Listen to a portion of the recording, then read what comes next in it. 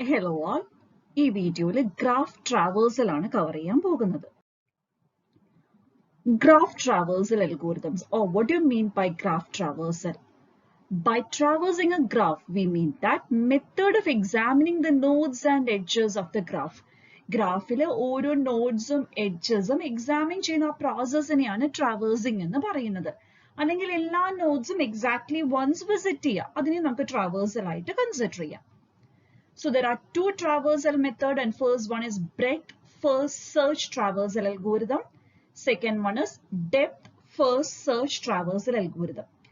ഈ breadth first search traversal algorithm normally ഒരു DQന്റെ ഹെൽപ്പോടെയാണ് ഇംപ്ലിമെന്റ് ചെയ്യുക.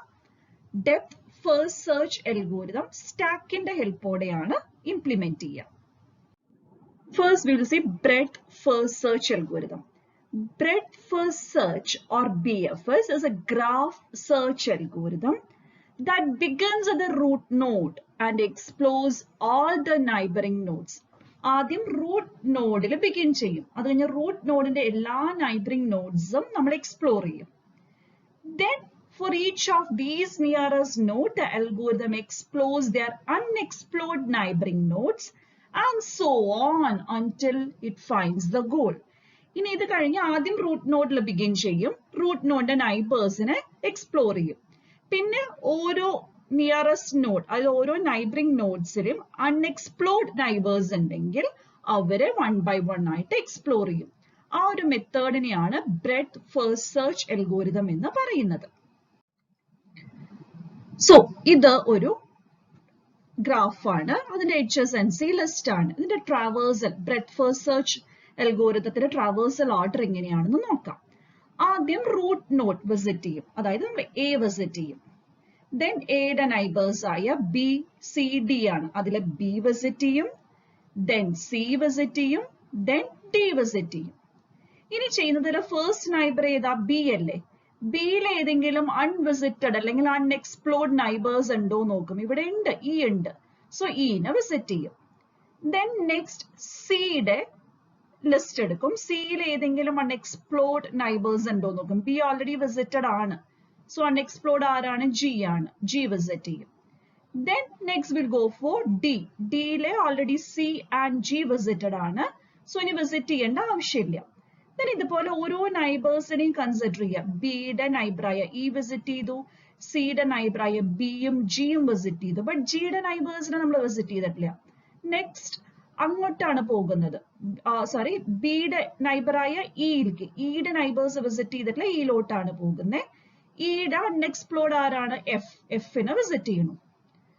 ദെൻ ജിയുടെ ലിസ്റ്റ് എടുക്കുമ്പോൾ എഫ് വിസിറ്റഡ് ആണ്, ബട്ട് എച്ച് വിസിറ്റഡ് അല്ല, ഐയും വിസിറ്റഡ് അല്ല, അവരെ വിസിറ്റ് ചെയ്യുന്നു. ദെൻ ഇതേപോലെ ഇനി ഓരോരുത്തരുടെ നോക്കുക. അടുത്ത നമ്മൾ ജി കഴിഞ്ഞു, എച്ചിന്റെ ഇ ആൻഡ് ഐ വിസിറ്റഡ് ആണ്, ഐ എടുത്താൽ എഫും വിസിറ്റഡ് ആണ്. സോ ഈ കേസിൽ ട്രാവേഴ്സൽ ഓപ്പറേഷൻ കഴിഞ്ഞു. അപ്പൊ ഇതാണ് ബ്രെഡ്ത്ത് ഫസ്റ്റ് സെർച്ചിൽ നമ്മൾ ട്രാവേഴ്സ് ചെയ്യുന്നത്. DQ വെച്ചാണ് ഇത് ഇംപ്ലിമെന്റ് ചെയ്യുക. Then applications of breadth first search algorithm. It helps in finding all the connected components in a graph. G, ഒരു ഗ്രാഫിലെ കണക്റ്റഡ് കോമ്പണൻസിനെ ഐഡന്റിഫൈ ചെയ്യാനും ഫൈൻഡ് ചെയ്യാനും BFS ഹെൽപ്പ് ചെയ്യും. Finding all nodes within individual connected components. ഒരു individual connected componentsലെ എല്ലാ നോഡ്സിനെയും find ചെയ്യാൻ help ചെയ്യും. Finding shortest path between two nodes U and V of an unweighted graph. Unweighted ഗ്രാഫിലും shortest path explore ചെയ്യാൻ BFS help ചെയ്യും. Finding shortest path between two nodes U and V of a weighted graph. Weighted ഗ്രാഫിന്റെ കേസിലും നമുക്ക് shortest path explore ചെയ്യാൻ help ചെയ്യും.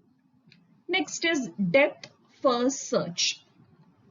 The depth first search algorithm progresses by expanding the starting node G, then going deeper and deeper until the goal node is found, or until a node that has no children is encountered. ഇവിടെ ഇത്ര ഉദ്ദേശിക്കുന്നുള്ളൂ. ആദ്യം root നോഡിൽ exploration start ചെയ്യും.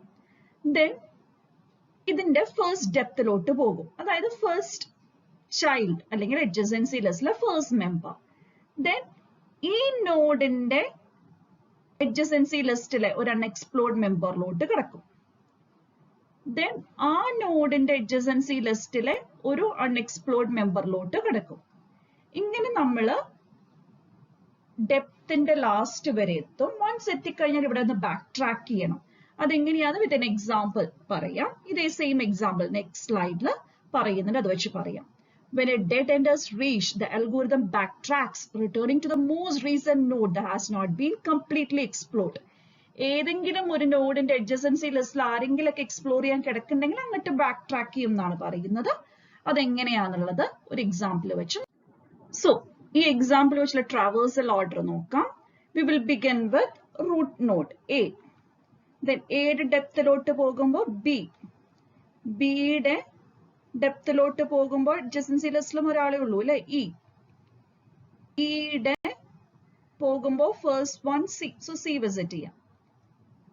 Then സിയുടെ പോകുമ്പോൾ unexplored വേണം. B already explored ആണ്, അപ്പൊ അൺഎക്സ്പ്ലോർഡ് ആവുമ്പോൾ G. ജിയുടെ അൺഎക്സ്പ്ലോർഡ് നൈബർ I. ഐയുടെ അൺഎക്സ്പ്ലോർഡ് നൈബർ F. എഫിന്റെ അൺഎക്സ്പ്ലോർഡ് നൈബർ H. ഇനി നമുക്ക് എച്ചിന്റെ നോക്കുമ്പോൾ ഇ ഓൾറെഡി വിസിറ്റഡ് ആണ്, ഐയും വിസിറ്റഡ് ആണ് അല്ലെ. സോ നമ്മളിനി ബാക്ക് ട്രാക്ക് ചെയ്യും. എച്ചിനെ എവിടെന്നാ എഫിലേക്ക്, എഫിന്റെ I, G, then C, E, B, A. എയുടെ നോക്കിയപ്പോൾ ഓൾറെഡി ബിയും സിയും വിസിറ്റഡ് ആണ്. ഇനി ആരാണ് വിസിറ്റ് ചെയ്യാൻ എക്സ്പ്ലോർ ചെയ്യാൻ കിടക്കുന്നത്? ഡി. അപ്പൊ ഡിനെ എക്സ്പ്ലോർ ചെയ്യും. This is how depth first search algorithm works. Now applications of DFS. Finding a path between two specified nodes U and V of an unweighted graph. Finding a path between two specified nodes U and V of a weighted graph. Weighted graph or unweighted graph with a path finding use ചെയ്യാം. Finding whether graph is connected or not. Connected graph ആണോ അല്ലയോ എന്ന് കണ്ടുപിടിക്കാൻ we can use DFS algorithm. Computing the spanning tree of a connected graph.